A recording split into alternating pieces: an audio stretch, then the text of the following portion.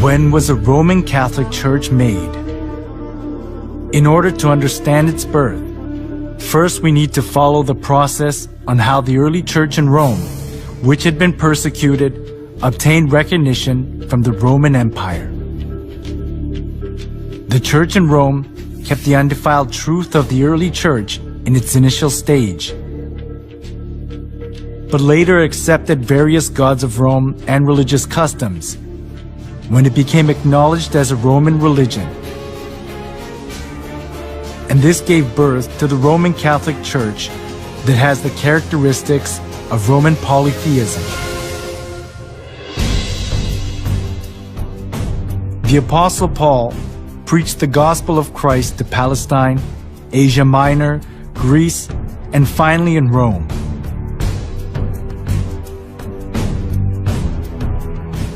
The church in Rome was not welcomed in its initial stage. It was because of the monotheism of Christianity, and the polytheism of Rome conflicted with each other.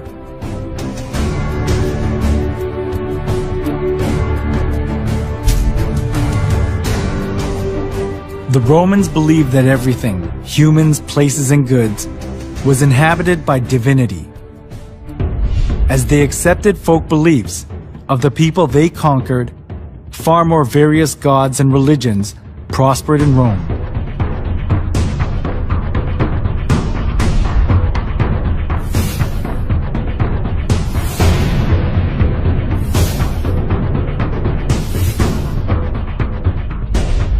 Christian monotheism that appeared in this age went counter to the polytheistic concept of Rome, especially as the Roman emperors approved all the religions of the people they conquered in order to rule over them and to achieve their political purposes. This came into conflict with Christianity, so the Roman emperors persecuted the Christians. The early church was oppressed by many emperors, but there was a turning point during the reign of Emperor Constantine in the 3rd century.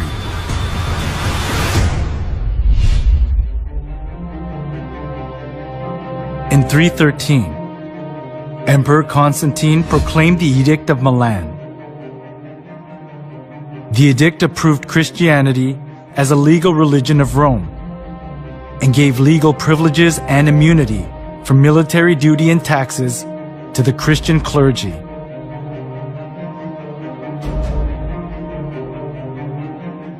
There was the political goal of Constantine underlying such kinds of preferential treatment.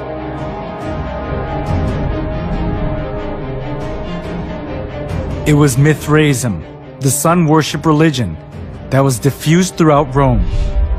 But all the Roman emperors deified themselves and enforced people to worship them. Some of the nobility were fascinated by the Egyptian mystery religion. So, Rome suffered from religious dissension within itself. At this, Constantine tried to make the best use of Christianity that had spread throughout the whole region of Rome, despite all sorts of persecution. This was because he thought that Christianity could solidify his empire. By approving Christianity as a national religion of Rome, Constantine tried to seek the unity of the Roman Empire under one religion.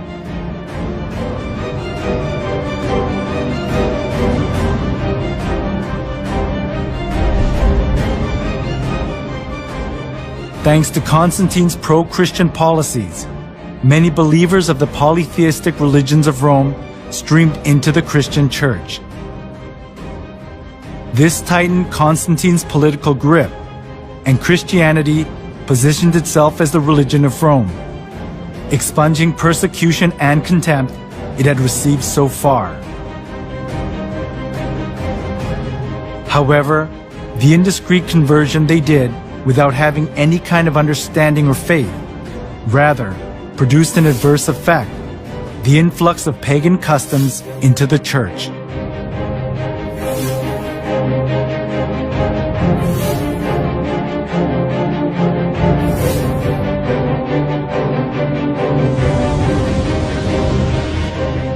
Those who were tainted with polytheism of Rome looked as if they had converted, but in actuality it wasn't easy for them to get rid of the religious rites and institutions of worshiping the sun, the moon, and the stars, and various gods and goddesses, which they had worshipped since their forefathers.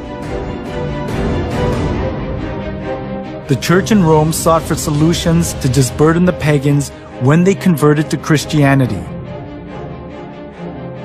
It was to bring in things similar to the gods that the pagans had believed into the church.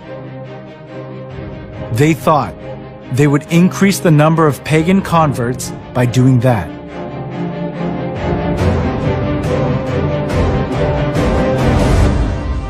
For the Christian bishops introduced, with but slight alterations into the Christian worship, those rites and institutions by which formerly the Greeks and Romans and others had manifested their piety and reverence towards their imaginary deities, supposing that the people would more readily embrace Christianity if they perceived the rites handed down to them from their fathers still existing unchanged among the Christians. The church in Rome that had been persecuted and despised wanted to put their roots down in Rome as an approved religion, even if they had to be mixed up with Roman polytheism. It was because they wanted to keep their faith in comfort, being freed from the extreme pain of persecution.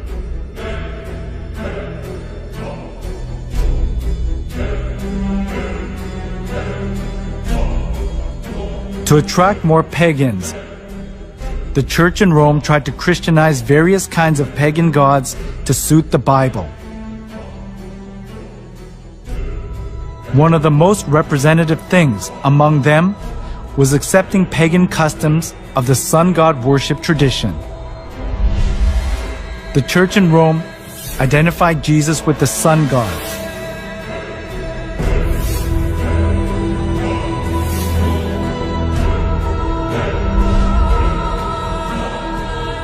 Inside of the church was decorated with various kinds of sun images, and the idea to worship the sun was established as if it were the truth of the church.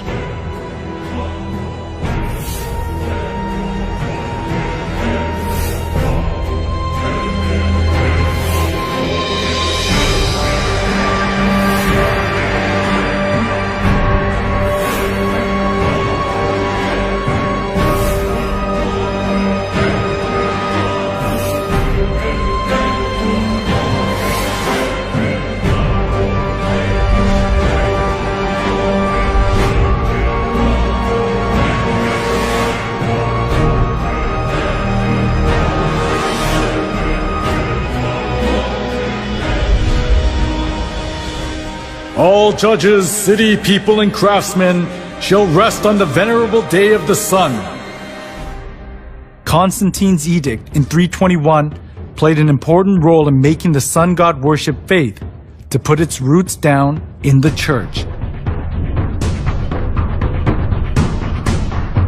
Constantine continued to identify the sun with the Christian god in some way.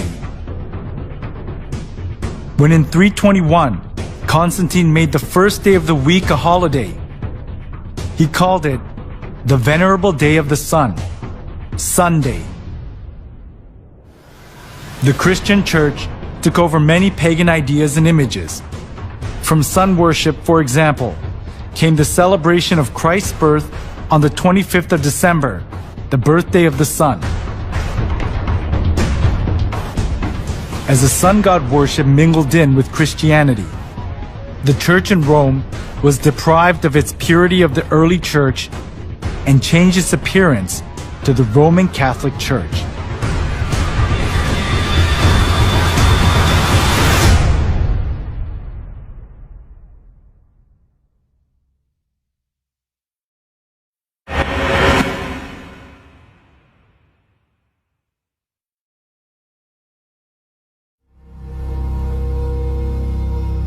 Before the 3rd century, the church in Rome was one of many churches that were scattered all over the Roman Empire.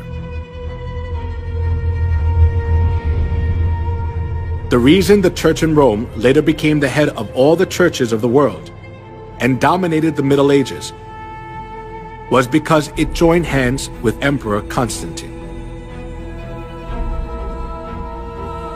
As a result of Constantine's pro-Christian policies, many people who believed pagan gods converted to Christianity. This consolidated Constantine's political position, and there was no need for the church in Rome to refuse the converts because it was a good opportunity to secure its religious position.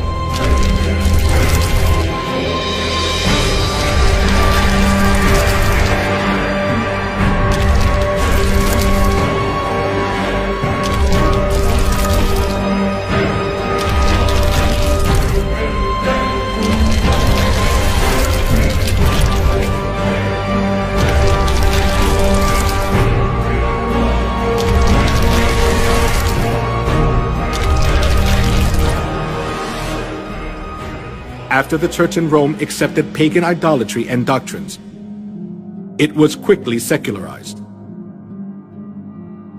During the Middle Ages, it was even hard to tell the difference between the church and the secular world. The Catholic Pope enthroned kings, and kings protected the Catholic Church. Opposing the Catholic Church itself was rebelling against one's own country.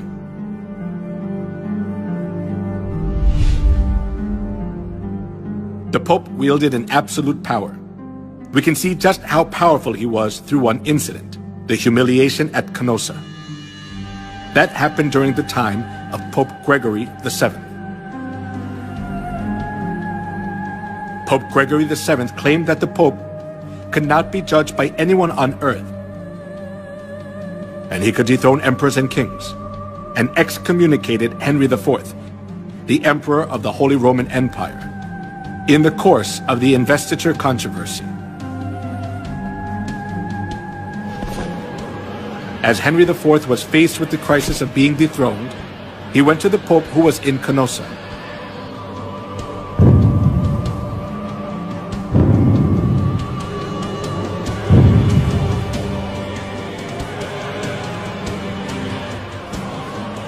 Barefoot, he knelt for 3 days in the snow, outside the castle of the Pope, and begged for his forgiveness. This is what is called the humiliation at Canossa incident. The Pope had so much authority that there was no one who was able to hold back the Church from abusing its power anywhere in Europe.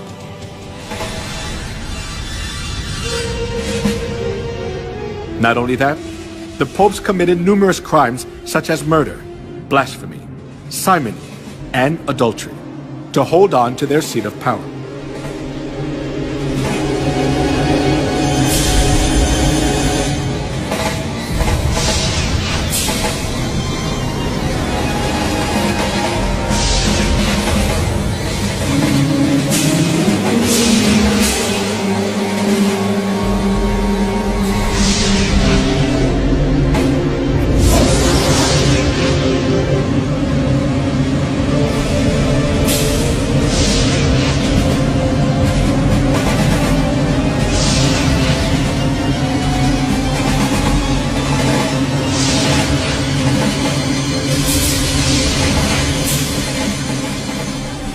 We cannot even fathom the evil deeds of the corrupt popes.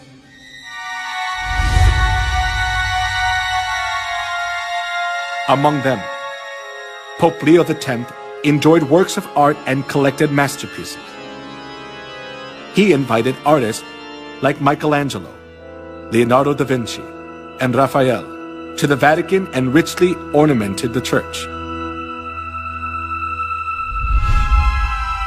Being driven by his vanity, he constructed St. Peter's Basilica. However, as he ran out of money by collecting costly works of art, he started to print a greater amount of indulgences.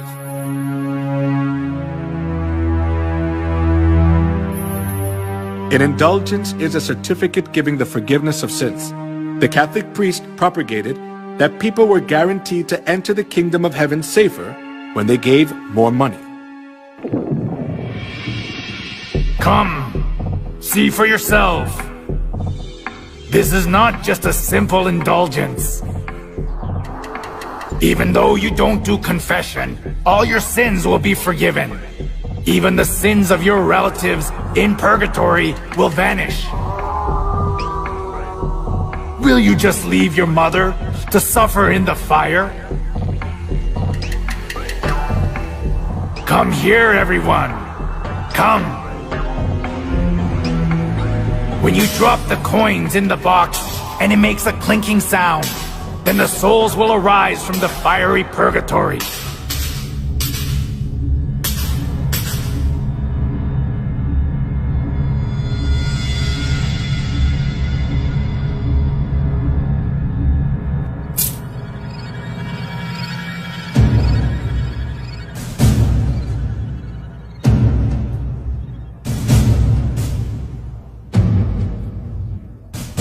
The sale of indulgence was one of the biggest businesses of the Catholic Church.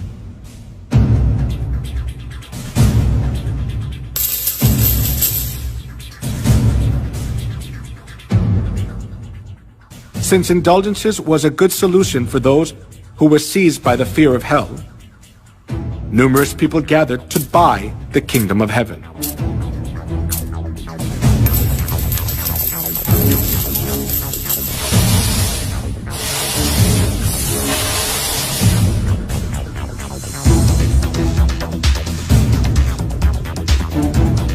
Giotto, the representative artist during medieval Europe, clearly shows the evils of indulgence in his work.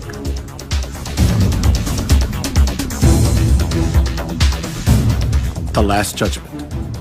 In the painting, Jesus, the judge, is in the middle and the apostles are on both sides.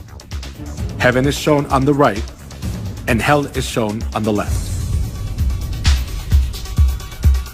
One thing that is worthy of notice here is the scene where souls are weighed. A man who is on his knees presents a model of the chapel to three women. The name of the man is Enrico Scorveni. He was a notorious loan shark of that time. Because loan sharking was a big sin, he could never dream of entering the kingdom of heaven. However, even though Enrico was a loan shark, he bought indulgences and paid for his sins, and proudly purchased the ticket for the kingdom of heaven.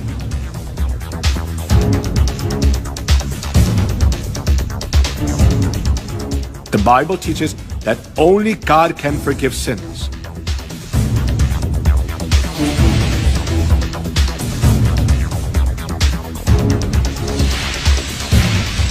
However, the Catholic Church insists that the Pope too has the authority to forgive sins. This kind of false teaching enabled them to commit fraud, the sale of indulgences.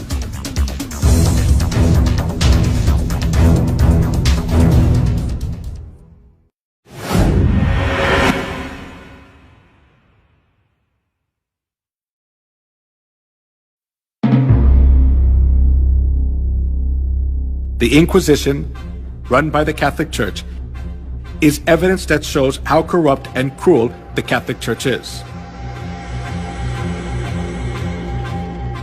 The Inquisition, which was established for religious trials, became a transnational institution of the Catholic Church. It was devised to condemn heretics designated by the Catholic Church. Heretics defined by the Catholic Church were the Christians who opposed the false insistence and doctrines of the Pope and wanted to live by the Bible. to rule over the world as they want.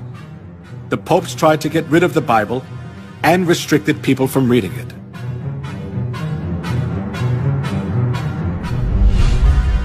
Pope Alexander III labeled those who read the Bible as heretics and commanded to confine Christians who were condemned as heretics to expropriate their property. Pope Innocent III instituted the Inquisition and launched crusades to combat heresy. Numerous Christians were killed and dispossessed of their properties.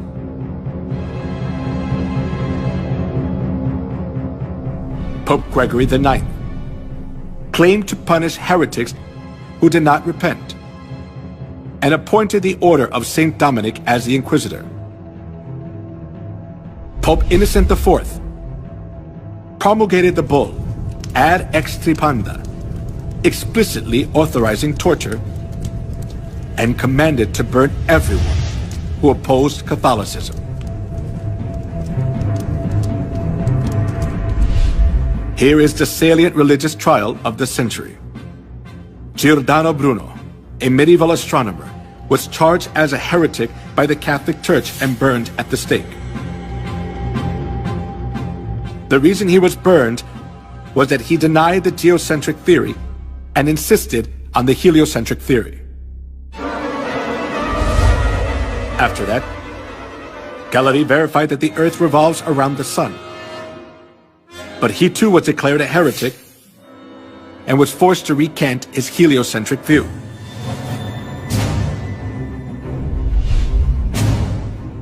Joan of Arc, Maid of Orleans, who saved France from a crisis, was burned at the stake as a witch by the Inquisition.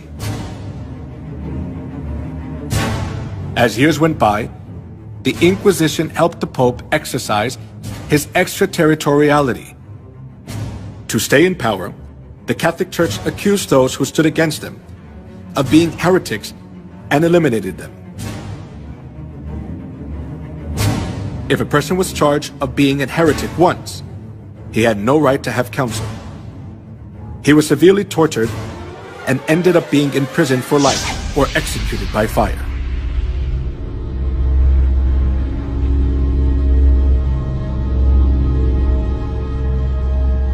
The Inquisition was the most infamous and devilish thing in human history. It was devised by the popes and used by them for 500 years to maintain their power. For its record, none of the subsequent lines of holy and infallible popes have ever apologized.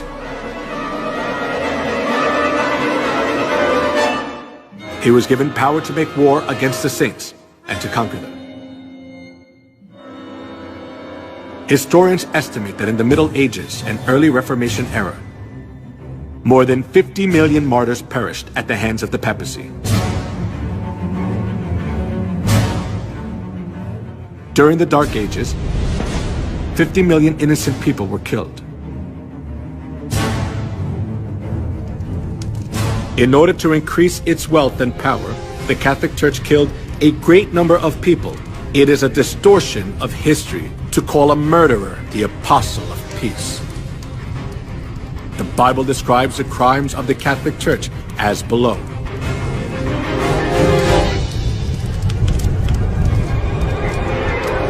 I saw that the woman was drunk with the blood of the saints, the blood of those who bore testimony to Jesus.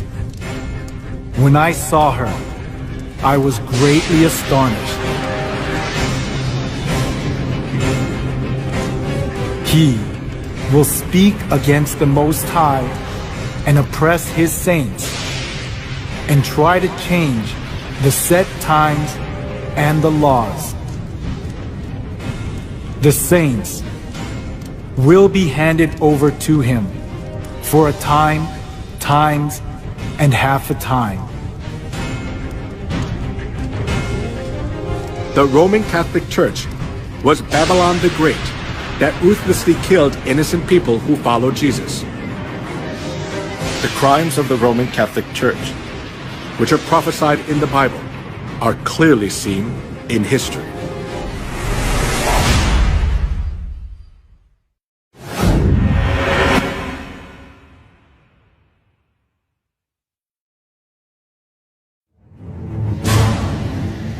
In the Museum of Torture Instruments in San Marino in Europe, the torture devices which were used during the Dark Ages are displayed.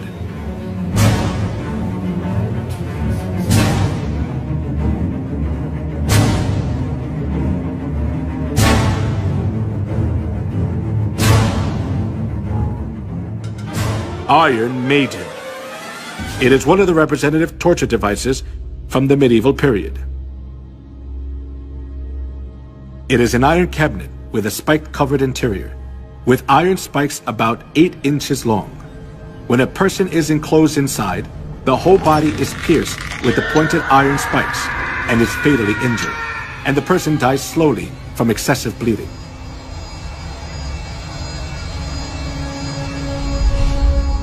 The torture device in the shape of a wheel was invented for execution. They tied a person around the wheel, then rolled it repeatedly over fire or spikes. They also bound the 4 limbs of a person on a wheel and crushed the bones using an iron bar or hammer.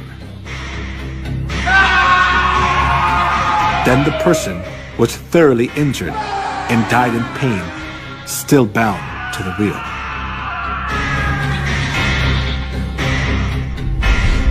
The Inquisition invented cruel torture devices to give victims as much pain as possible.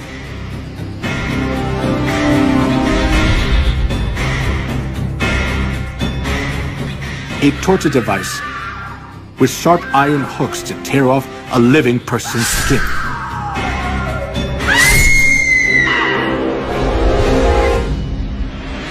A pyramid-shaped torture device with a sharp tip. A person was put on top and suffered severe pain as a sharp point was inserted into the body little by little due to the body weight. Most of the time, tortures were carried out by Catholic monks or priests.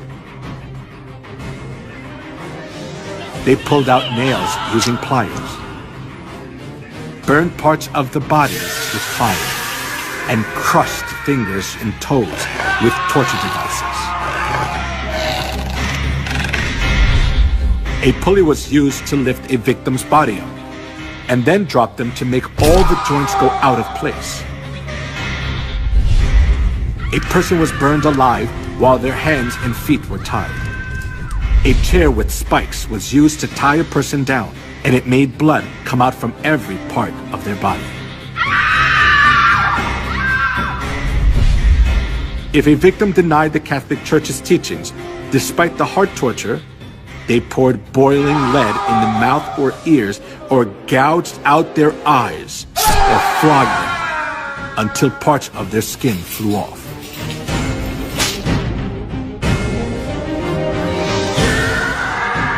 Sawing, slaying by sword and burning the victims alive.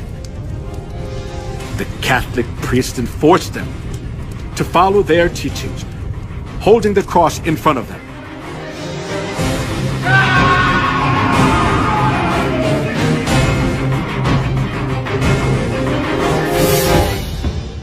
The persecution for anti-Catholics continued as a large-scale massacre.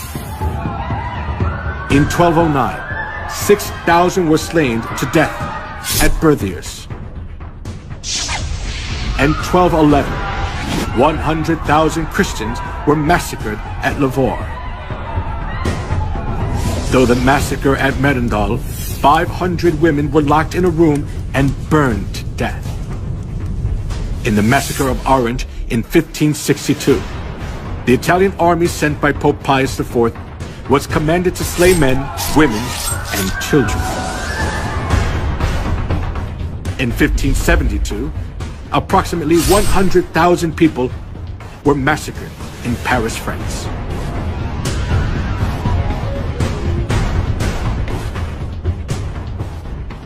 He will speak against the Most High and oppress his saints. The saints will be handed over to him for a time, times, and half a time.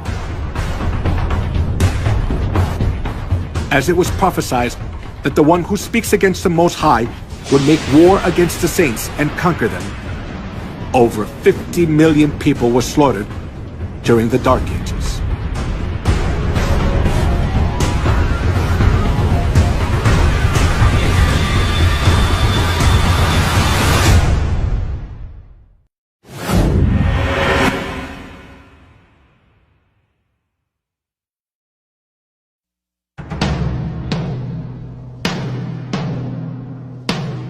The cruel massacre of the Catholic Church during the Dark Ages continued to the Holocaust, which killed 6 million Jews, the most tragic event in human history.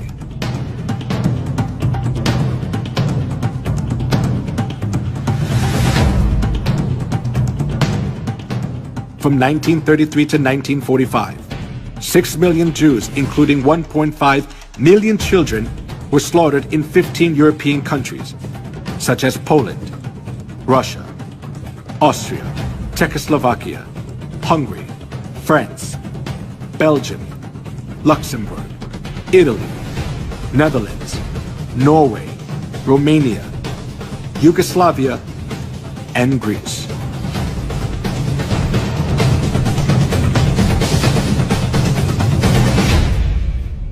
All property of the Jews was confiscated. Women were dragged naked in public.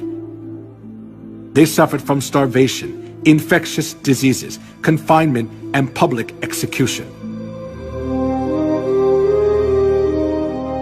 The Jews who survived faced a miserable death in gas chambers in concentration camps built by the Nazis.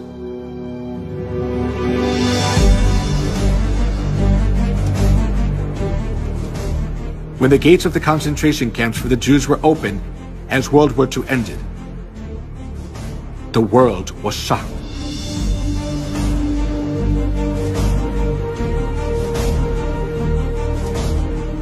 In the concentration camps, there were dead bodies of the Jews that were not buried yet, piled up like a mountain.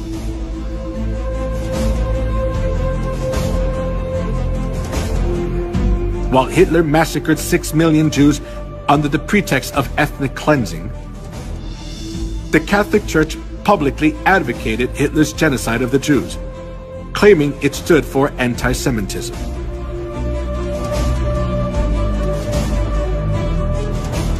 When the Nazis' genocide of the Jews reached its peak, Weissmandl, a Jewish rabbi, sent a letter to the Vatican to ask for help. He begged the Pope to save the innocent Jews, especially young children. 1.5 million out of 6 million Jews who were slaughtered were children. His plea was a desperate outcry. However, the reply he received from the papacy was not just heartless, but blood-curdling. There is no such thing as the innocent blood of Jewish children. All Jewish blood is guilty, and the Jews must die, because that is their punishment for that sin. The Catholic Church was always hostile to the Jews for the reason that they had killed Christ. And they committed countless murders under the pretext that they were punishing the Jews on behalf of God. This kind of attitude of the Catholic Church greatly affected Hitler, who was Catholic. Dann wird das Ergebnis nicht die Bolschewisierung der Erde und damit der Sieg des Judentums sein, sondern die Vernichtung der jüdischen Rasse in Europa.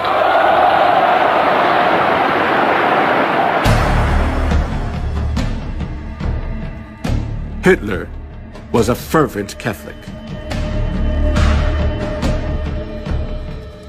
The reason Hitler extremely hated the Jews was from the historical experience of the Catholic Church, which had treated the true Christians and the Jews mercilessly for 1600 years.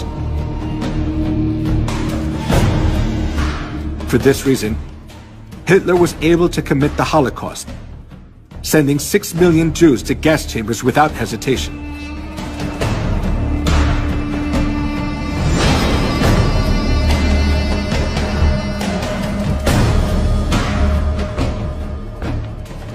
Before the massacre of the Jews began, the Catholic cardinals officiated in Mass for blessing the German Nazi guards. And the Catholic Church publicly advertised Hitler's genocide of the Jews.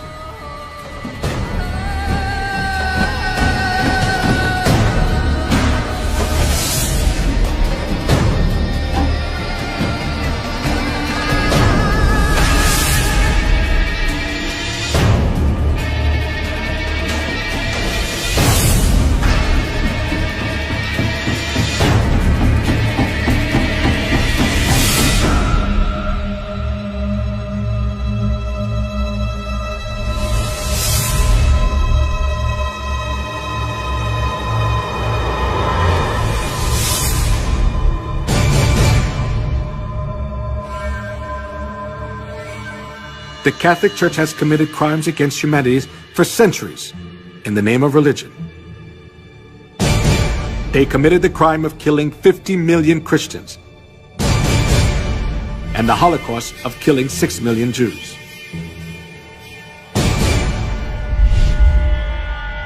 The traces of the massacre of the Jews still remain at the Auschwitz concentration camp in Poland. The pictures of the Jews and their belongings are displayed in the concentration camp, showing how the Jews were mistreated, cursed, and insulted.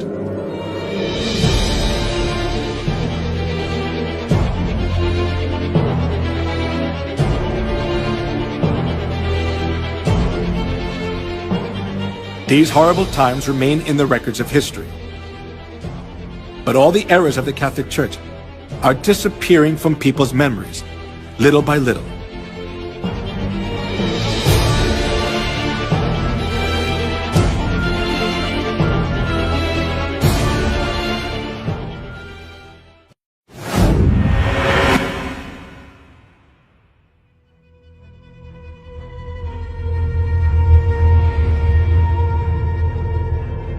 As the 21st century began, the Roman papacy admitted to all kinds of crimes they had committed against humanity for the past 2,000 years of Christian history.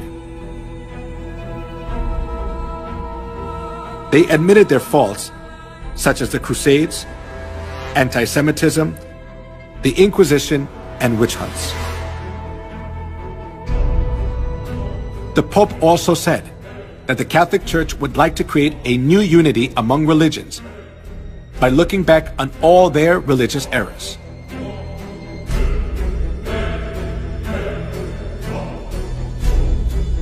However, can all the errors of the Catholic Church be forgiven by just admitting to all the crimes they committed against humanity in the past?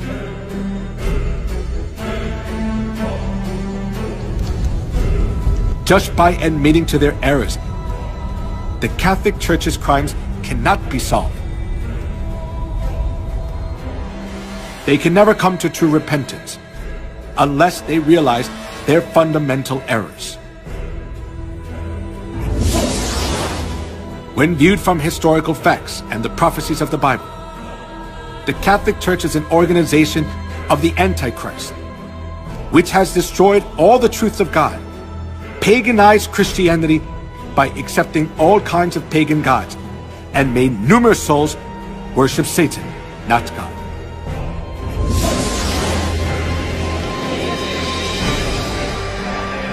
Not being content with their crime of killing cruelly whoever was against them for the past 2,000 years of Christian history, the Catholic Church is still committing a crime of driving countless souls to death. Therefore, admitting their crimes, which have already been revealed through history without having fundamental repentance, is only a crafty trick of the Catholic Church to pull the wool over people's eyes.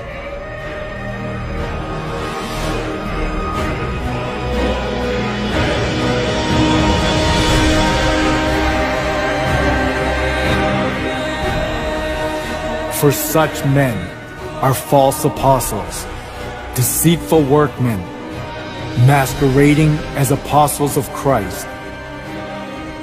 And no wonder, for Satan himself masquerades as an angel of light.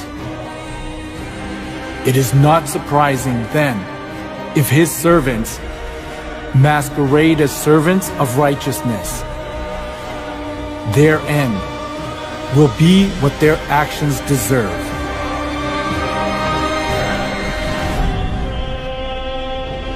In human history, the organization which has killed the most people is the Catholic Church.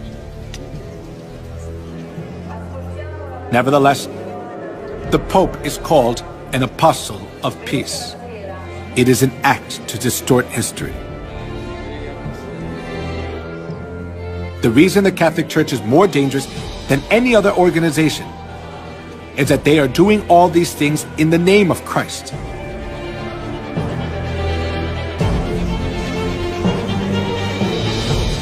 However, now the Catholic Church is revealing its detestable and hideous reality. In terms of declining congregations, but more profoundly to do with the paedophile sex scandal that has rocked the church for more than 10 years. We've been looking into one particular case involving... Incredible. One former priest said that, perhaps 50% of priests who enter the priesthood may be gay. I talked to a long...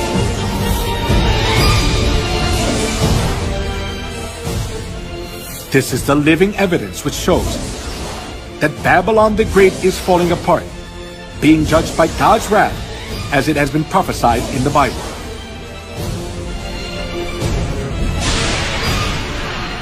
Fallen is Babylon the Great. She has become a home for demons and a haunt for every evil spirit, a haunt for every unclean and detestable bird. Give her as much torture and grief as the glory and luxury she gave herself. She will be consumed by fire. For mighty is the Lord God who judges her.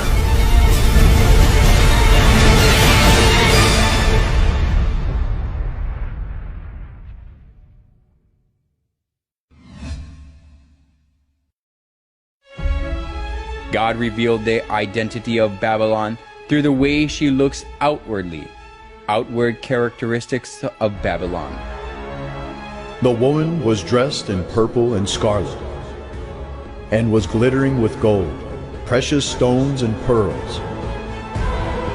She held a golden cup in her hand, filled with abominable things and the filth of her adulteries. This title was written on her forehead: Mystery Babylon the Great, the mother of prostitutes and of the abominations of the earth. In the Bible, women refers to the church, and among numerous churches in the world, the church that is dressed in purple is the Catholic Church. The color of the traditional priest robe of the Catholic Church is purple and scarlet.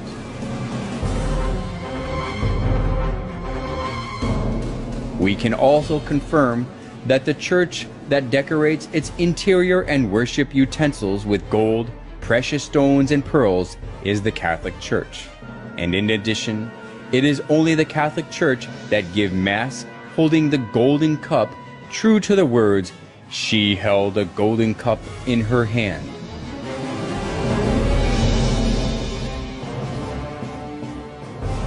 As we have seen, no church but the Catholic Church satisfies all the points that the Bible tells us. The Bible recognizes this organization as Babylon the Great. The Catholic Church, Babylon the Great, looks as if it worships God, but when we closely look into it, we can find out they do abominable things to worship the sun god.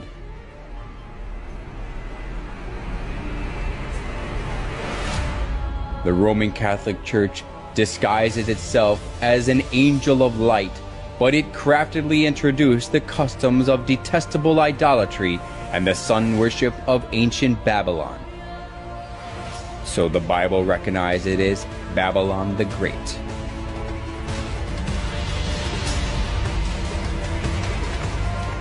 Then does the Bible call only the Roman Catholic Church Babylon? It also calls the Protestant churches which keep the Sunday service and Christmas originated from the sun worship as Babylon too. This title was written on her forehead. Mystery Babylon the Great, the mother of prostitutes and of the abominations of the earth. In the Bible, women refers to church. So, a prostitute means a false church that practices lawlessness. The Bible tells us that Babylon the Great, which is expressed as the mother of prostitutes, is the Catholic Church and the Protestant churches. Small prostitutes that come from the Catholic Church are small Babylons. The Catholic Church, which leads the whole world astray as the mother of prostitutes, is proud of itself as the mother church that gives birth to all Protestant churches. The Catholic Church is the continuation of the Incarnation and the prolongation in time and space of the redemption. It is the mother church of all Christendom. The Bible also recorded about the abominable behavior of the prostitute who leads the whole world astray. The kings of the earth committed adultery with her, and the merchants of the earth grew rich from her excessive luxuries. Babylon the Great and small Babylons, which changed God's set times and laws, oppressed God's saints. The Bible prophesies that God's rage will judge them in the end. After this, I saw another angel coming down from heaven. He had great authority, and the earth was illuminated by his splendor. With a mighty voice he shouted, "Fallen, fallen is Babylon the Great."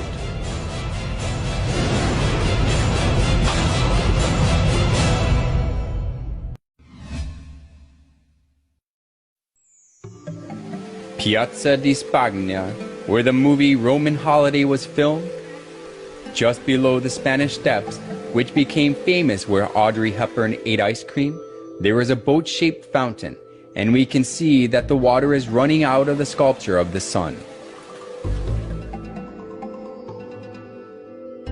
The head of the boat is embellished with the Pope's coat of arms and the papal tiara. The tiara is the symbol of the papacy.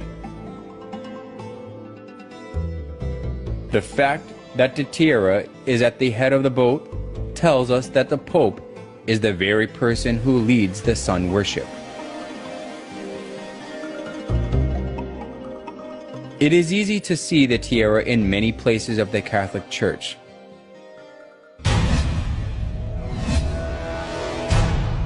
There is a secret hidden in the papal tiara. Through this we can also find the identity of the Roman Catholic. The triple tiara is the liturgical crown of the Pope, and it has the meaning that the Pope is God who reigns over three worlds, heaven, earth, and hell. This is also shown in the official title of the Pope. The official title of the Pope is the Vicarius Filii in Latin, which means the Vicar of the Son of God. This title shows that the Pope is God himself. Some of the letters of the Latin have numerical values, so if we add up the numerical values of the letters of Vicarius Filii, it is 666. 666. What does that number 666 mean? The Bible records about the identity of 666. If anyone has insight, let him calculate the number of the beast, for it is man's number. His number is 666.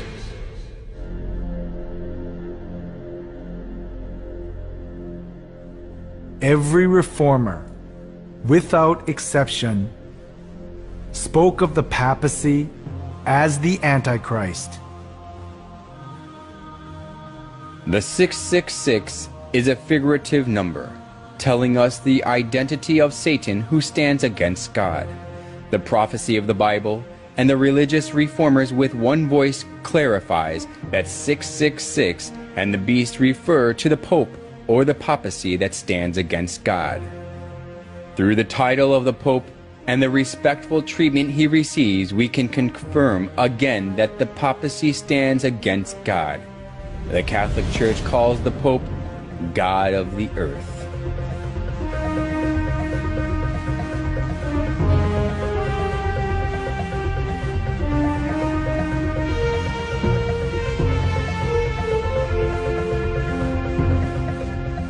The Pope is a mere man, but the Catholic Church insists that he can modify God's laws as he pleases. And moreover, he is worshipped and served like God, and he enjoys all wealth, honor, and authority.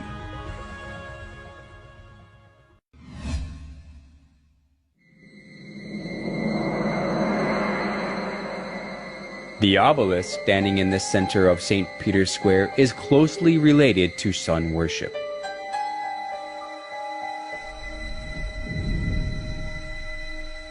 It was the custom of the ancient sun worship religions to make a pillar to worship the sun. Obelisk was set up at a temple or tomb as a monument to worship the sun god. It typically had a pyramid-like shape at the top, and the pyramid is the emblem of the sun god of the Egyptians, Ra. Like this, the obelisk was made for the sun god. Then, why are the obelisks, the symbol of the sun worship, set up in front of the Catholic churches? When we look carefully at the obelisk standing in front of the Catholic Church, it has the star-shaped divine light and cross, which are symbolize the sun.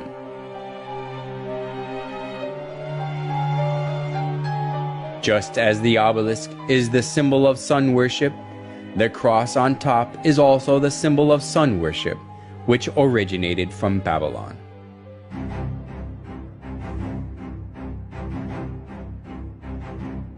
Crosses are also found in the murals of ancient Babylon and Assyria, especially the image of cross on the headband of the sun god Tammuz shows that the cross is originated in Babylon. The Egyptians used the Ankh cross. The shape of the cross made of two wooden poles, which the church started to use, came from the ancient Chaldean region. In the Chaldean Empire, the adjacent regions, including Egypt, the cross was used as a symbol of Tammuz. So, it is certain that the cross was made to worship the sun god.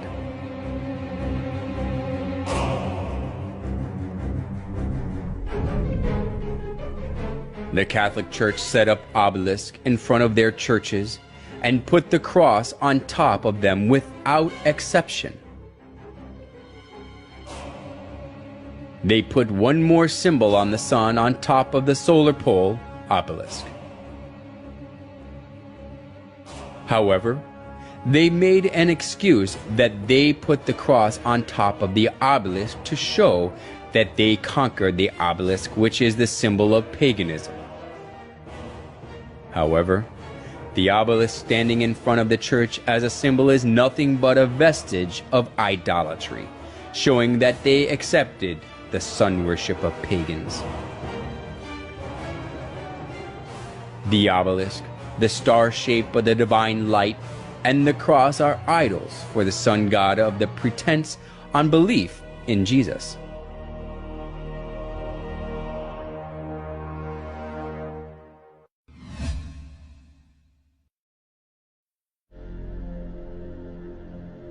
The Pantheon is the oldest monument still standing in Rome.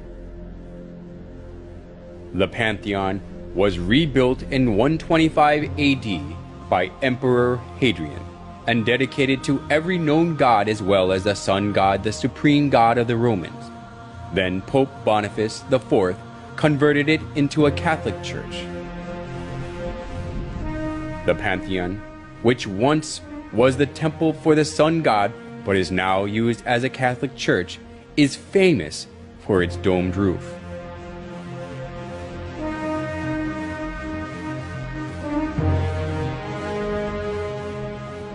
This domed roof is the figuration of the sky and the universe.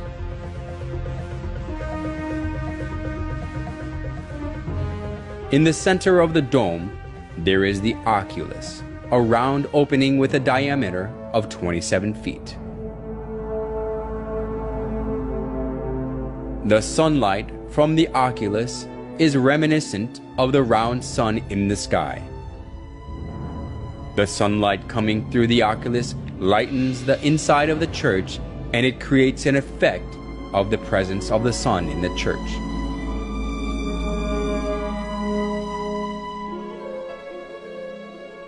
We can find the same round shape in St. Peter's Basilica as well. When we look up at the ceiling of St. Peter's Basilica, there is a circle like the sun at the center, and its shape looks like sunlight spreading from the circle. This kind of circular shape can be found not only in St. Peter's Basilica, but on the ceilings of most Catholic churches. Various forms of circle, which embody the sun, prove that the Catholic Church worships the sun.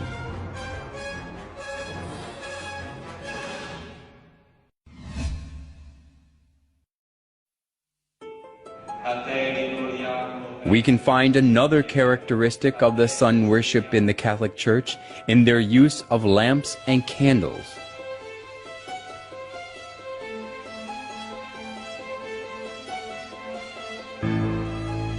Even in the daytime, they light lamps and candles on the altar.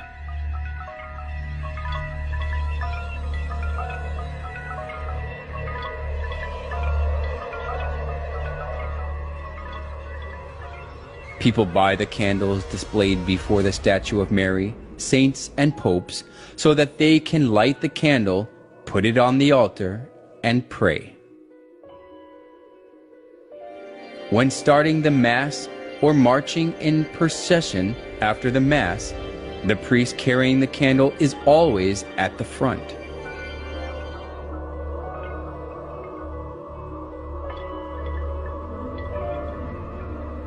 Where does the use of candles in Catholic Church come from?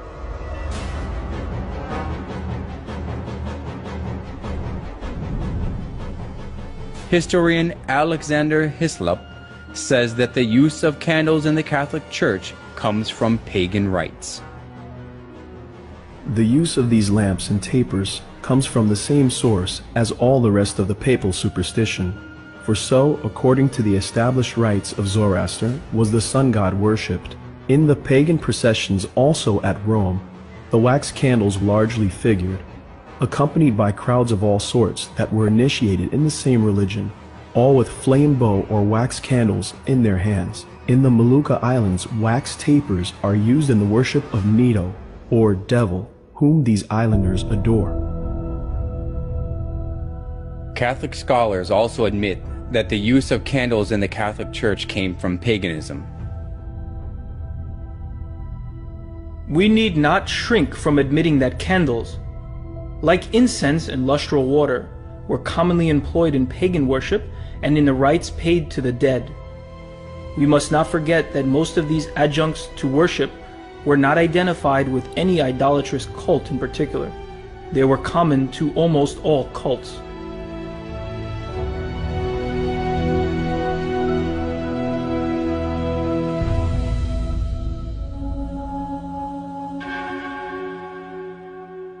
Candles commonly appear in numerous rites of pagans.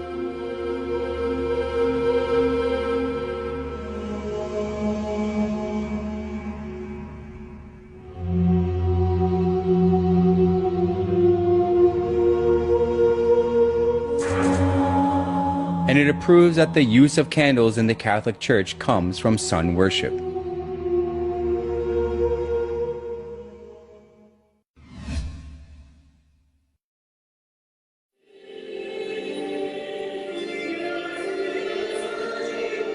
The Catholic Church conducts a particular ceremony before the image of the sun. Watching their Mass, we can find out that it is closely related to sun worship. At the altar that has the image of the sun, the priest lifts up the round bread. They call it elevation and insist that they offer the bread to God. However, offering the round bread which takes after the image of the sun, and regarding the round bread as the sun god, has existed in the sun worship of paganism. The pillar found in excavations of the Canaanite city of Hazar shows the ceremony of raising the sun disk with both hands in praise. The Egyptians also worshipped the sun, lifting the sun up with both their hands. Is it coincidence that the custom of the sun worship of the pagans and the liturgy of the Catholic Church are the same?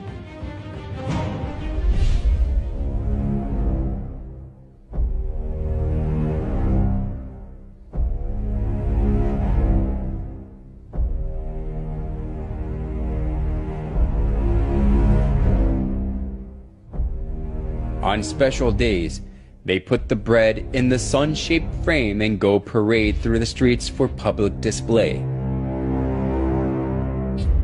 The believers all kneel down before the bread to show their respect and adoration. Curiously enough, the monstrance, which is the vessel used to display the consecrated Eucharistic bread, has a sunburst pattern. On the altar where the priest offers the bread, there is also the shape of the sun.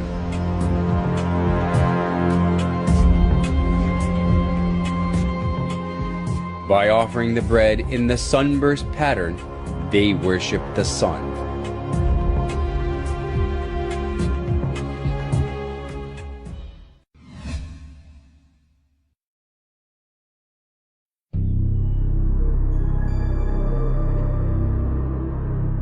Around 2800 BC, there lived a hunter named Nimrod in Babylon, which was located between the Tigris and the Euphrates rivers. Whenever wild animals threatened the people, he protected them with his power.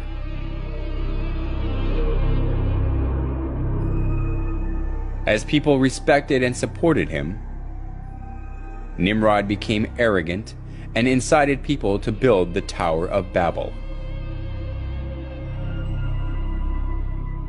Come, let us build a tower that reaches to the heavens. Let us make a name for ourselves and not be scattered over the face of the whole earth. Such deeds of Nimrod that were against God has continued even after Nimrod had died. Semiramis, Nimrod's wife, insisted that Nimrod became the sun god. She cut Nimrod's dead body into pieces and sent them to each tribe of Babylon. People regarded the place where a part of Nimrod was buried as sacred.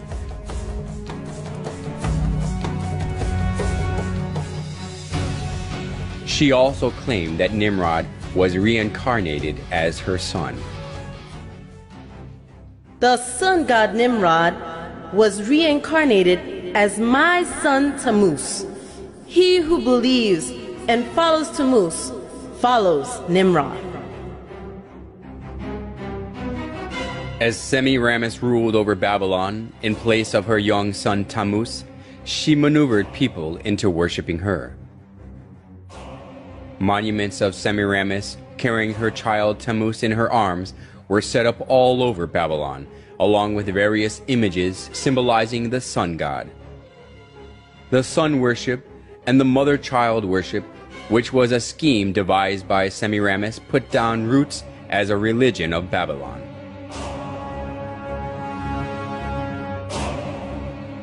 Idolatry stemmed from Babylon spread to many countries after the Tower of Babel collapsed. It is because when the Babylonians were scattered over the whole world, they brought the sun worship and the mother-child worship. The sun worship and the mother-child worship were assimilated into the cultures and religions of many countries, and they came to have various forms and names.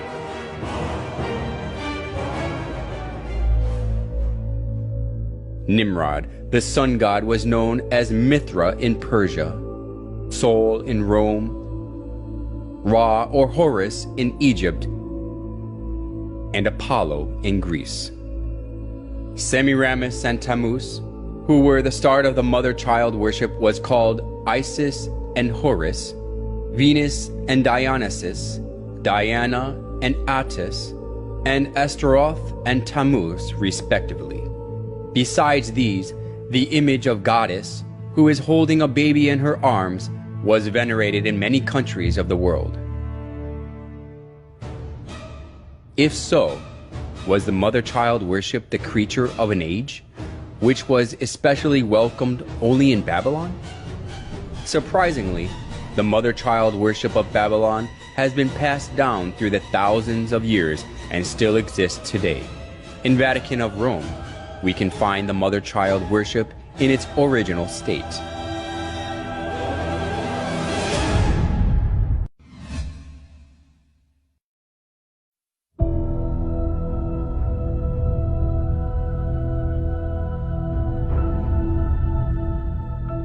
The statue of Virgin Mary with baby Jesus stands in the eye-catching place in the Catholic Church, whether it is a big cathedral or a chapel in a small town.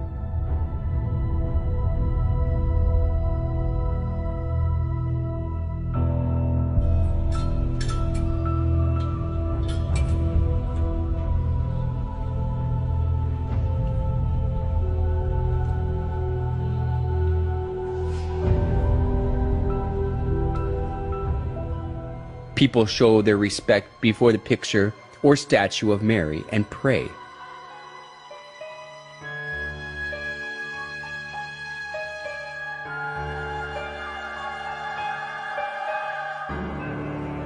Even the Pope prays before Mary with his head lowered.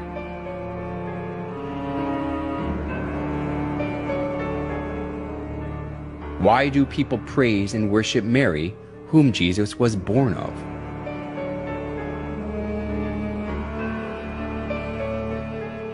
A famous Catholic bishop and writer, Alphonsus Liguori, explained in his writings that it is far effective to pray to Mary than to Christ. In the Franciscan Chronicles, it is related that Brother Leo once saw a red ladder, on the summit of which was Jesus Christ, and a white one on top of which was his most holy mother. And he saw some who tried to ascend the red ladder, and they mounted a few steps and fell. They tried again and again fell. They were then advised to go and try the white ladder, and by that one they easily ascended. For our Blessed Lady stretched out her hand and helped them, so they got safely to heaven. The story, which was made by the exuberant imagination, sounded plausible.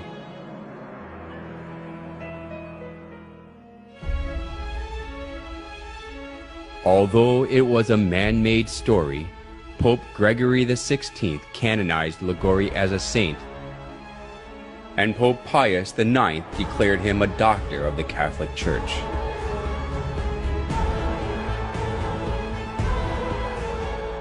Now Catholics are taught that it is better to pray to Mary, who is merciful and understands us.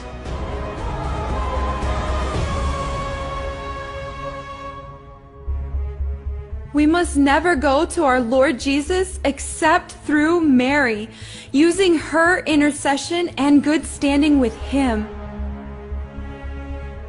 We must never be without her when praying to Jesus.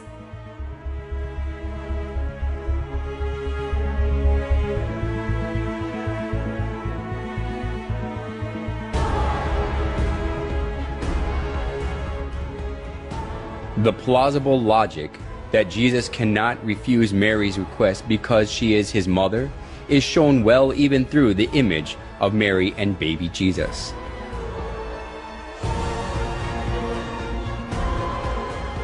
In most cases, Jesus is nested in Mary's arms as a baby.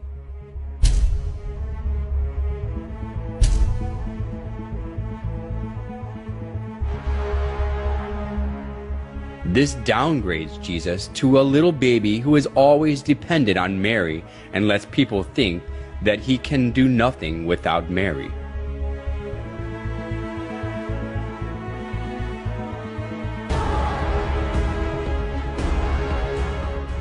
Today, the Catholics think more highly of Mary than Jesus.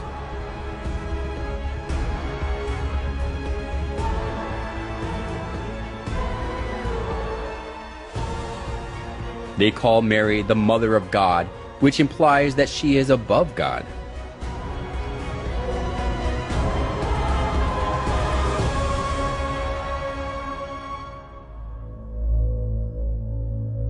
Mary as a female is merely a creation who was chosen to conceive Jesus.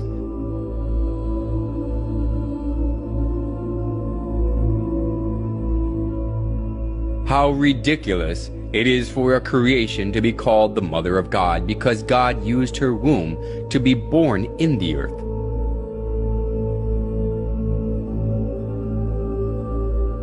Nevertheless, the Catholic Church venerates Mary as the Mother of God. Mary worship of the Catholic Church reminds us of the mother-child worship of ancient Babylon. Just as Semiramis artfully spread the mother-child worship throughout Babylon when she ruled it over instead of her son Tammuz, the Catholic Church now makes people worship Mary, not God, by accepting the mother-child worship from Babylon.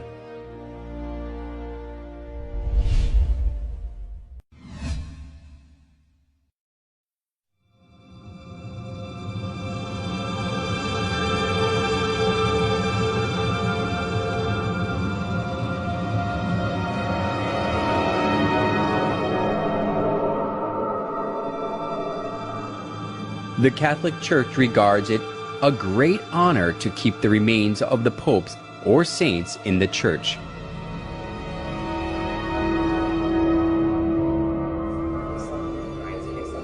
Since numerous worshippers pray before the remains of popes or saints, the church that possesses many articles and remains of those who were canonized as saints is highly valued.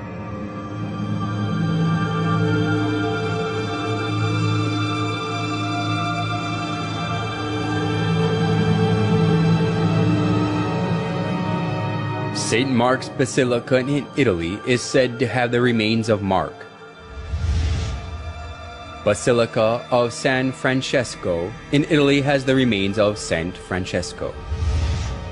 And it is believed that the skulls of the wise men who visited baby Jesus are kept in the Cologne Cathedral in Germany. People kiss the displayed relics and the coffins that contain the remains and pray for God's blessings before them. The veneration of relics of the Catholic Church even took the form of decorating the church with human bones.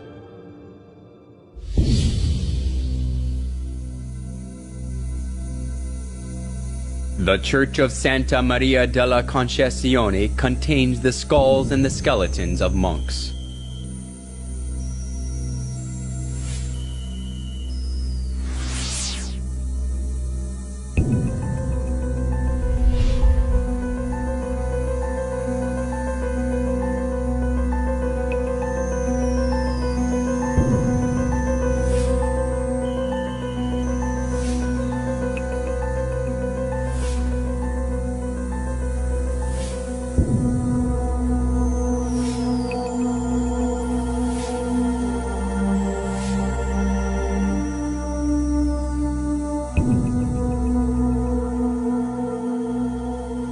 A Catholic church in the Czech Republic is designed with the bones of over 40,000 human bodies, and it attracts people.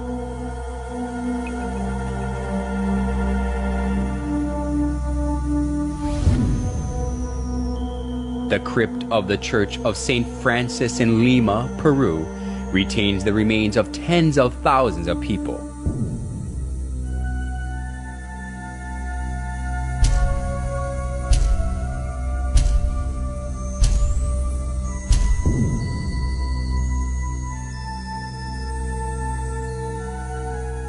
Usually, we shudder to think of the bones and coffins of dead people in the church.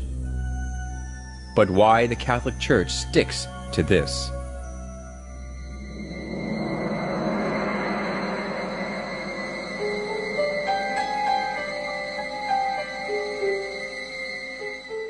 You will find that Catholics are encouraged to honor the saints by imitating their holy lives, by asking them to pray to God for us, and by showing respect for their remains, their images, and the like.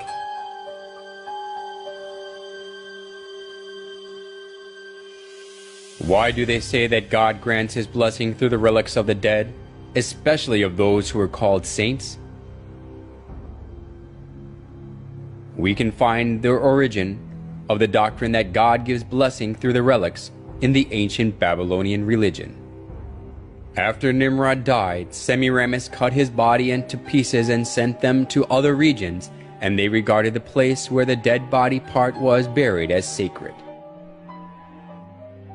The tradition of Babylon was handed down to the Roman Catholic Church, and because of this, the relics of the dead have become consecrated. Just like Babylon, that was cursed by God for its idolatry, the Roman Catholic Church is filled with all sorts of idols.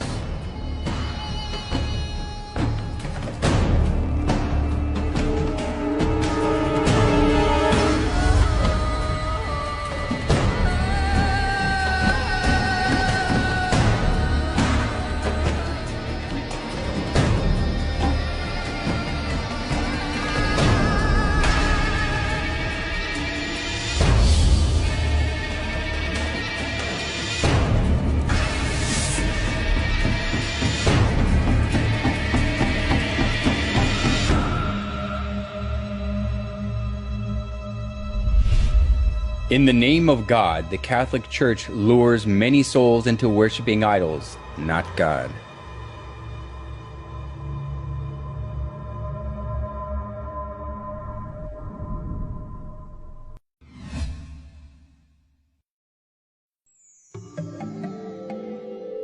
There are various forms of the sun in St. Peter's Basilica, which is one of the most important buildings of the Catholic Church. The sun disk is around the head of the statue of Peter, and the image of the sun is inscribed above his head. Including the image of the sun glittering with gold in the center of the basilica, we can find various sizes of the sun image beneath the high altar and every spiral columns.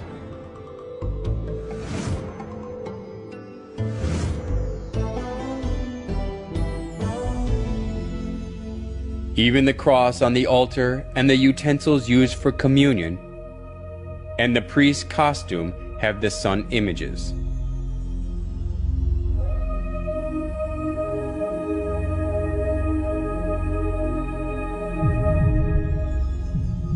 In every place of the Catholic Church, we can find the sun images in various sizes and forms.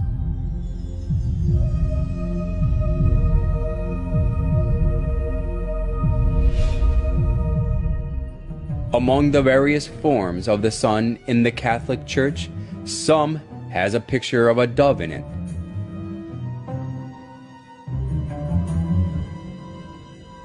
What relationship is there between the shape of the bird and the sun worship?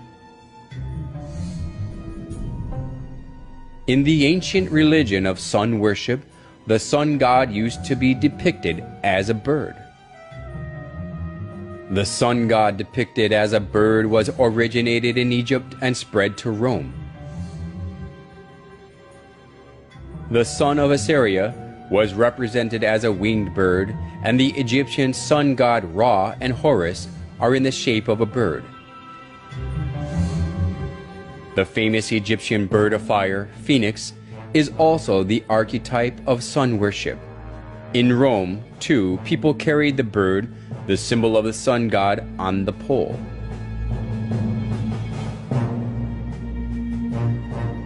Then why does the high altar in St. Peter's Basilica have the image of the sun with the bird in it?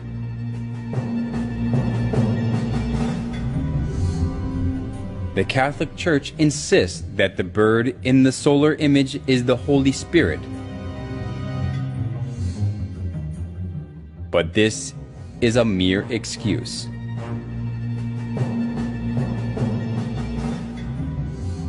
When we trace back the customs of sun worship, the bird is the winged sun god that the sun worshippers served.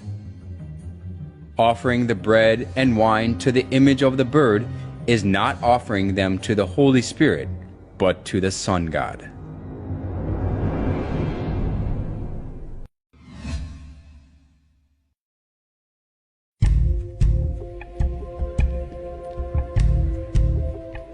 St. Peter's Basilica is located in the Vatican City.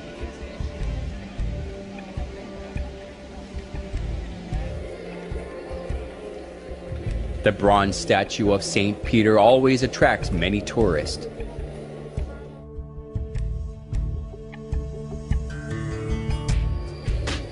People believe that their wishes are realized when they pray by touching the foot of Peter, so the feet of the statue have been worn away.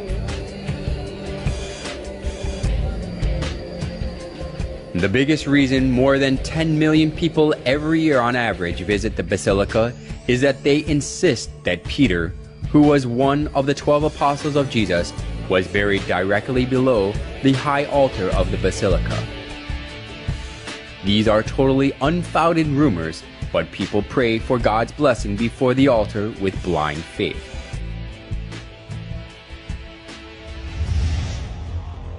They even teach people that they can have help, even the help they cannot have from God, when they praise and pray in the names of the dead saints. Our most mighty protector graciously assists us from heaven in our struggle with the powers of darkness. And just as you once saved the child Jesus from mortal danger, so now defend God's holy church from the snares of her enemies and from all adversity. Surprisingly enough, hygielatry also has its origins in Babylon.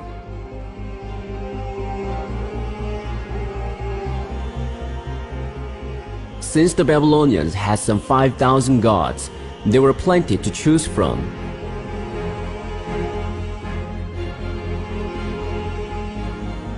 Every month and every day of the month was under the protection of a particular divinity. In ancient Babylon, the roles of gods were divided by people's problems and occupations, so the people worshiped their certain gods associated with their needs.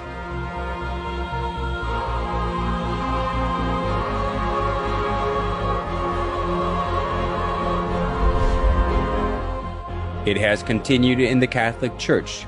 The Catholics pray to the certain saints associated with their problems so that they can receive help. Just as we go to see different doctors according to the kinds of diseases, the Catholics go to different saints according to their needs. Just as they downgraded Jesus as a little child who depends on Mary through Mary worship, hygielatry also deceived people to think that Jesus is weaker than the dead saints, so he cannot give them help.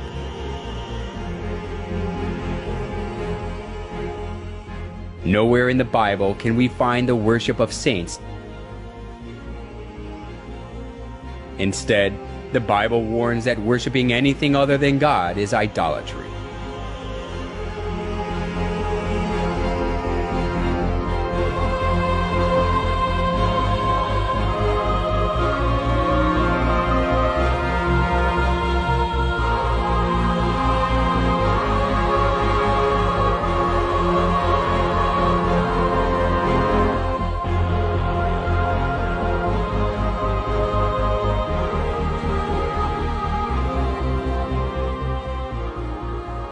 The Catholic Church even deleted the second commandment of the 10 Commandments so that they can worship the saints.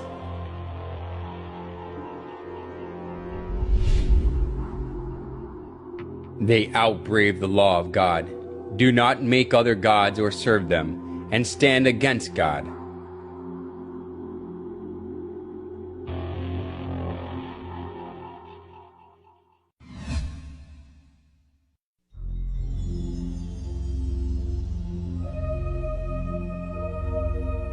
In St. Peter's Square as well, the image of the sun is skillfully hidden.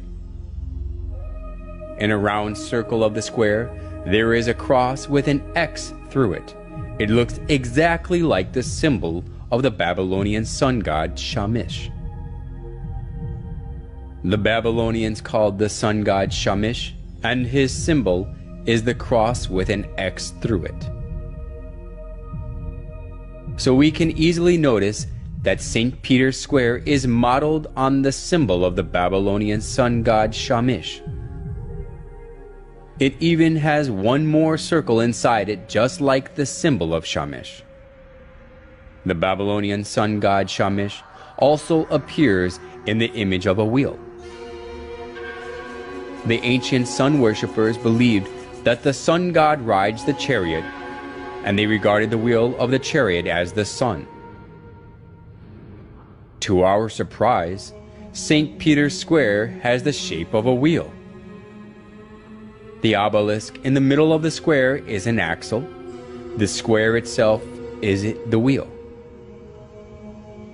We can notice that St. Peter's Square is also the figuration of the sun.